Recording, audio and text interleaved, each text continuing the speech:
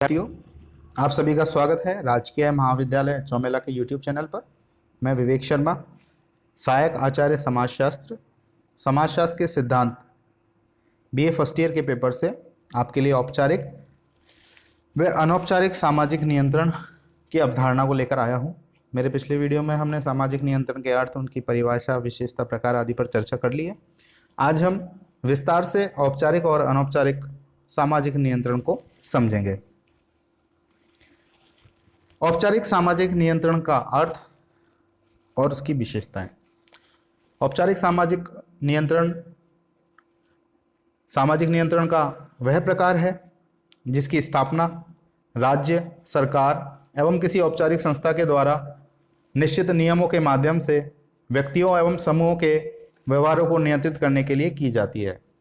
सरकारी तथा औपचारिक संगठनों के द्वारा जानबूझकर कुछ नियम अथवा कानून बनाए जाते हैं जिनका पालन करना उन संगठनों से संबंधित व्यक्तियों एवं समूहों के लिए आवश्यक माना जाता है। इन नियमों में बाध्यता का तत्व पाया जाता है। इसका तात्पर्य यह है कि यदि इसका उल्लंघन किया जाएगा तो उल्लंघन करने वाले को दंड दिया जाएगा या उसे क्या दी जाएगी, सजा दी जाएगी। उदाहरण के रूप में राज्य सरकार या केंद्रीय सरकार द्वारा पारित कानूनों का पालन न करने वाले व्यक्तियों के या उसको तोड़ने वाले पर या उसके विपरीत आचरण करने पर पुलिस कार्रवाई करती है। अदालत में उनके कानून विरुद्ध आचरण की जांच की जाती है और यदि उन्हें दोषी पाया जाता है तो जुर्माना या कैद या दोनों के रूप में उनको सजा भी दी जाती है। इस प्रकार यदि कोई विद्यार्थी किसी महाविद्यालय या विश्वविद्यालय के नियमों का उल्लंघन करता है तो उस पर जुर्माना या उसे कक्षा से निलंबित किया जा सकता है और अपराध गंभीर होने पर कॉलेज या विश्वविद्यालय से भी निकाला जा सकता है। इसी प्रकार के नियम आर्थिक संगठनों, औद्योगिक संस्थानों, बैंकों, राजनीतिक दलों, नगरपालिकाओं, कॉरपोरेशनों आदि के होते हैं जिनके माध्यम से इनसे संबंधित व्यक्तियों के व्यवहार को नियंत्रित किया जाता है। यदि हम संक्षेप में समझें तो औपचारिक सामाजिक नियंत्रण का अर्थ उस नियंत्रण से है जो राज्य, सरकार या किन्हीं औपचारिक संस्थाओं द्वारा अपने सदस्यों के व्यवहारों को नियंत्रित करने हेतु स्पष्टतः परिभाषित नियमों के द्वारा लागू किया जाता है और इन नियमों का सदस्यों पर बाध्यतामूलक प्रभाव होता है। इन नियमों के पीछे इन्हें पारित करने वाली संस्था या संगठन की शक्ति होती है और साथ ही जो व्यक्ति इनका उल्लंघन करता है उसे दंड करने की व्यवस्था भी पाई जाती है। औपचारिक सामाजिक नियंत्रण की विशेषताओं पर अब हम चर्चा करेंगे। राज्य सरकार या किसी अन्य औपचारिक संस्था द्वारा लागू।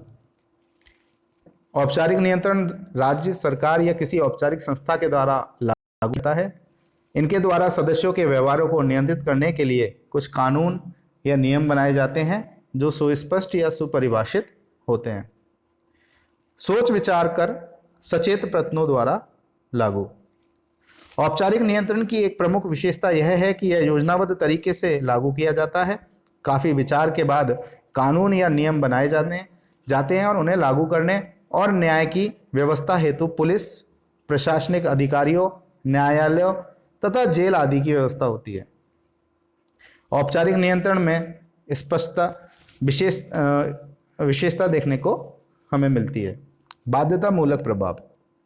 औपचारिक नियंत्रण के अंतर्गत सभी के लिए कानून या नियमों का पालन करना आवश्यक होता है। जो इनका उल्लंघन करेगा उसे दंडित किया जाता है।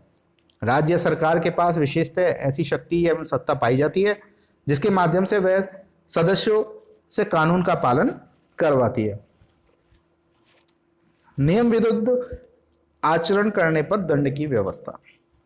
जो व्यक्ति राज्य, सरकार या किसी औपचारिक संगठन के नियमों को तोड़ता है, उनके विरुद्ध आचरण करता है, उसके लिए दंड की निश्चित व्यवस्था पाई जाती है। औपचारिक संगठन में अनुकूलनशीलता या परिवर्तनशीलता का गुण। औपचारिक नियंत्रण सामान्यतः रूढ़िवादी नहीं होकर परिवर्तनशील होता है। इसमें समय और आवश्यकता अनुसार परिवर्तन होता रहता है। जैसे जैसे परिस्थितियां बदलती हैं उसके साथ ही साथ कानून और नियमों को भी बदला जाता है। औपचारिक नियंत्रण व्यवहार के बाहरी पक्ष से संबंधित होता है। इसमें कानून या नियमों के अनुसार व्यवहार करना व्यक्ति के लिए अनिवार्य होता है। ऐसी स्थिति में वह कई बार दंड के भय से कानून का पालन करता है। परिणाम स्वरूप औपचारिक नियंत्रण अधिकांशतः सरकार या बाह्य क्रियाओं को भी प्रभावित कर पाता है। व्यक्ति के आंतरिक विचारों का या भावनाओं का इस पे प्रभाव नहीं पड़ता। प्रमुखतः जटिल समस्याओं से संबंधित औपचारिक नियंत्रण प्रमुखतः जटिल समाजों की विशेषता है। आज के आधुनिक औद्योगिक जटिल समाजों में जहां द्वितीयक समूहों की प्रधानता पाई जाती है, नियंत्रण के औपचारिक साधन प्रथा, रूढ़ि, धर्म, नैतिकता द्वारा सामाजिक नियंत्रण बनाए रखना बहुत ही कठिन है। इन समाजों में तो नियम, पुलिस अधिकारियों, न्यायालय, जेल व्यवस्था आदि के माध्यम से नियंत्रण बनाए रखा जा सकता है। औपचारिक नियंत्रण के साधन हम अब जानने का प्रयास करेंगे कि ऐसे कौन कौन से साधन हैं जिनके द्वारा समाज में औपचारिक नियमों की स्थापना की जाती है। जटिल समाजों में व्यवस्था बनाए रखने हेतु औपचारिक नियंत्रण का सहारा लिया जाता है। ऐसे समाजों में औपचारिक नियंत्रण हेतु जिन साधनों का प्रयोग किया जाता है उन पर हम चर्चा करते हैं। सबसे पहले कानून। विभिन्न औपचारिक संगठनों के द्वारा समय समय पर अनेक कानून बनाए जाते हैं ताकि सदस्यों के व्यवहारों पर नियंत्रण किया जा सके। इन कानूनों की सहायता से व्यक्ति के अधिकार एवं उनके कर्तव्यों को निश्चित किया जाता है।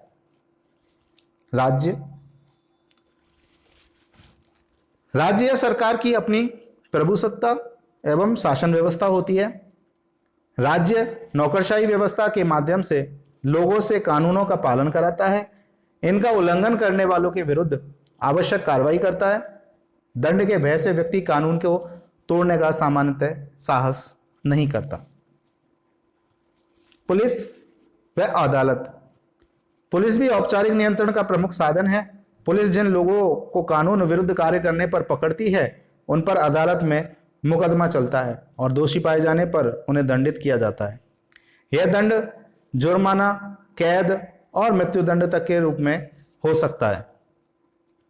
दंड के भय से भी व्यक्ति कानून को तोड़ने से घबराता है और इस प्रकार उसके व्यवहार को नियंत्रित रखा जाता है। जेल या बंदी गृह। अदालत द्वारा सुनाए गए दंड को व्यक्ति को जेल या बंदी गृह में रहकर काटना पड़ता है। जेल में व्यक्ति को अपने परिवारजनों, रिश्तेदारों, मित्रों, पड़ोसियों आदि के साथ रहने का अवसर नहीं मिलता। उसे इन सबसे अलग कर दिया जाता है। यह पृथक्करण व्यक्ति के लिए काफी कष्टदायक होता है। यहाँ उसे शारीरिक और मानसिक कष्ट तक झेलने पड़ते हैं। जेल के वैसे व्यक्ति कानून के विरुद्ध आचरण करने से घबराता है। स्कूल, कॉलेज तथा विश्वविद्यालय, ये सब औपचारिक नियंत्रण के साधन हैं। शिक्षण संस्थाओं से संबंधित कुछ नियम होते हैं जिनका पालन करना विद्यार्थी के लिए आवश्यक होता है। इनके विरुद्ध आचरण करने पर उन्हें शिक्षण संस्थाओं के प्रधान द्वारा दंडित किया जाता है। एक ओर वह दंड के भय से नियमों के विरुद्ध कार्य नहीं करता और दूसरी ओर शिक्षण संस्थाएं उसे कर्तव्यों एवं अधिकारों का बोध कराती है, अनुशासन में रहने के लिए प्रोत्साहित और आवश्यकता अनुसार बाध्य भी करती हैं। औपचारिक नियंत्रण की प्रविधियां। यहां हम कुछ ऐसी प्रविधियों का उल्लेख करेंगे जो औपचारिक नियंत्रण को सफल एवं प्रभावपूर्ण बनाने में विशेष भूमिका अदा करती हैं।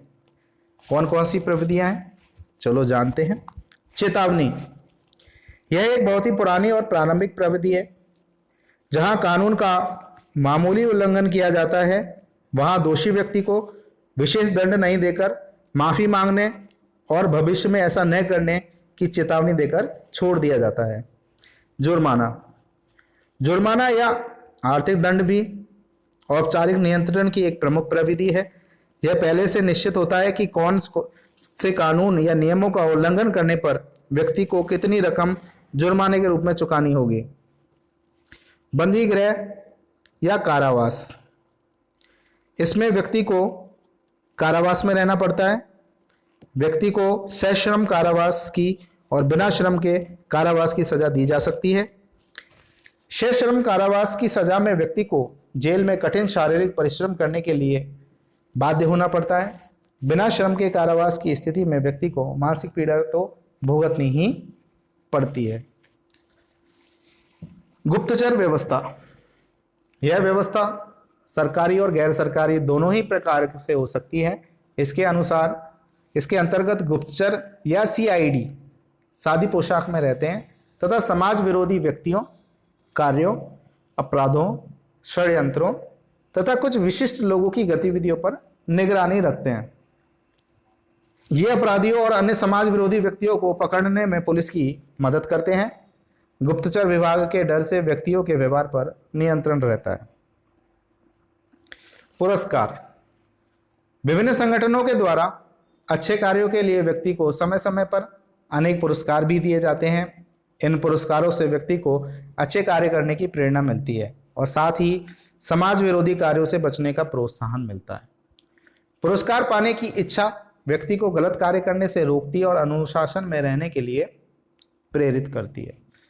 तो हमने बच्चों उसका औपचारिक नियंत्रण का अर्थ जाना, उसकी विशेषताएं जानी, उसके क्या साधन होते हैं और क्या प्रविधियों का प्रयोग समाज करता है औपचारिक नियंत्रण स्थापित करने के लिए, इसको हमने विस्तार से जाना। अब हम औपचारिक सामाजिक नियंत्रण पर चर्चा करेंगे।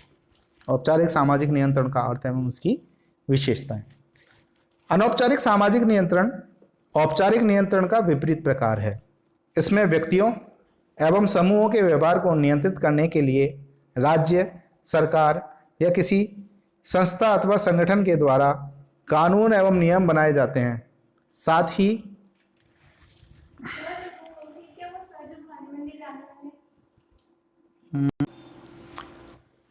अनौपचारिक नियंत्रण के पीछे राज्य या सरकार की शक्ति या सत्ता नहीं पाई जाती। यदि कोई व्यक्ति किसी जनरीति, प्रथा, रूढ़ी या परंपरा के विपरीत आचरण करता है तो सरकार के द्वारा उसे दंडित नहीं किया जाता। इस प्रकार के नियंत्रण को ओल्सन ने आत्मनियंत्रण के नाम से पुकारा है। औपचारिक नियंत्रण का समय के साथ साथ सामाजिक अंत्यक्रियाओं के परिणाम स्वरूप अपने आप ही विकास होता है। यह सोच विचार कर या जानबूझकर विकसित या निर्मित नहीं की जाती।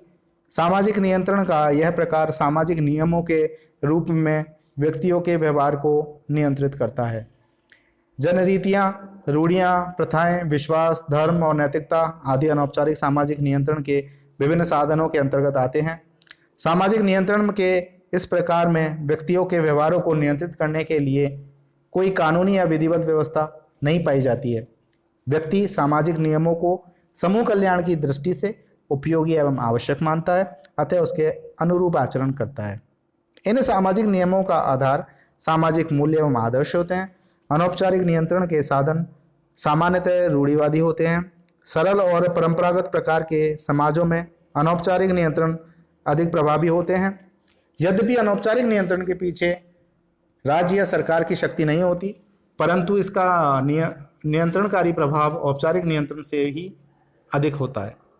इस प्रकार से नियंत्रण में समूह का प्रत्येक सदस्य सजग प्रहरी होता है और वह देखता रहता है कि कोई सामाजिक नियम का उल्लंघन तो नहीं कर रहा है। अगर हम संक्षेप में समझने का प्रयास करें तो अनौपचारिक सामाजिक नियंत्रण का वह प्रकार है जिसमें जनरीतियाँ, प्रथा, परंपरा, रूढ़ियों, आदर्शों, विश्वासों, धर्म एवं नैतिकता आदि के माध्यम से व्यक्तियों एवं समूहों के व्यवहार को नियंत्रित किया जाता है। इन सामाजिक नियमों का पालन समूह कल्याण को ध्यान में रखकर सरकार नैतिक कर्तव्य के रूप में व्यक्ति नैतिक कर्तव्य के रूप में इसको करता है। अनौपचारिक सामाजिक नियंत्रण की विशेषताएं। स्रोत स्वयं समाज। इस प्रकार के सामाजिक नियंत्रण का स्रोत राज्य अथवा सरकार या कोई अन्य सामाजिक संगठन नहीं होता, बल्कि स्वयं समाज होता है। अनौपचारिक नियंत्रण के विभिन्न साधनों या सामाजिक नियमों का विकास सामाजिक अंत्यक्रिया के दौरान अपने आप ही होता है। जनरीतियाँ, प्रथा, रूढ़ी, परंपरा आदि का विकास होता है और इनका स्रोत कोई औपचारिक संगठन नहीं होकर समूह या समाज स्वयं होता है। स्वतः विकास। इस प्रकार के नियंत्रण के विभिन्न साधनों का समय के साथ साथ स्वतः ही विकास होता है। इनको जानबूझकर या चेतन प्रयत्नों के द्वारा सामान्यतः विकसित नहीं किया जाता। जैसे जैसे लोग एक दूसरे के संपर्क में आते हैं उनमें सामाजिक अंतःक्रिया होती है। इसके साथ ही साथ इस प्रकार के सामाजिक नियंत्रण से जनरीति, प्रथा, रूढ़ी आदि का विकास होता है। अलिखित सामाजिक नियंत्रण के ये साधन अलिखित रूप में पाए जाते हैं। जनरीति, प्रथा, परंपरा, रूढ़ी आदि राज्य के कानूनों के समान लिखित रूप में नहीं पाए जाते। ये तो अलिखित रूप से ही पीढ़ी दर पीढ़ी हस्तांतरित होते हैं और लोगों के व्यवहार को नियंत्रित करते रहते हैं। आंतरिक पक्ष से संबंधित सामाजिक नियंत्रण के अनौपचारिक साधनों का प्रमुखतः व्यक्तित्व के आंतरिक पक्षों से होता है। यहाँ तो व्यक्ति से आशा की जाती है कि वह समाज की परंपराओं, प्रथाओं, रूढ़ियों, विश्वासों आदि को अपने व्यक्तित्व का अंग बना ले और उन्हीं के अनुरूप आचरण करना उसकी आदत बन जाए। समूह कल्याण की भावना। अनौपचारिक सामाजिक नियंत्रण समूह कल्याण की दृढ़ भावना पर टिका होता है। सभी लोग अर्थात संपूर्ण समूह जनरीतियों, प्रथाओं, आदर्शों, रूढ़ियों, नैतिकता आदि को अपने हित या कल्याण की दृष्टि से आवश्यक समझते हैं। समूह कल्याण की इस बलवती भावना के कारण लोग प्रथाओं एवं परंपराओं को तोड़ते नहीं देखना चाहते। सामाजिक मूल्यों एवं आदर्शों पर आधारित प्रत्येक समाज के अपने कुछ सामाजिक मूल्य और आदर्श होते हैं। इनकी रक्षा करना समाज के सदस्यों का परम कर्तव्य समझा जाता है। सामाजिक नियंत्रण के अनौपचारिक साधन इन्हें सामाजिक मूल्यों एवं आदर्शों का प्रतिनिधित्व करते हैं। अतः सामाजिक नियंत्रण के इन साधनों के अनुसार आचरण करना लोग अपना नैतिक दायित्व मानते हैं।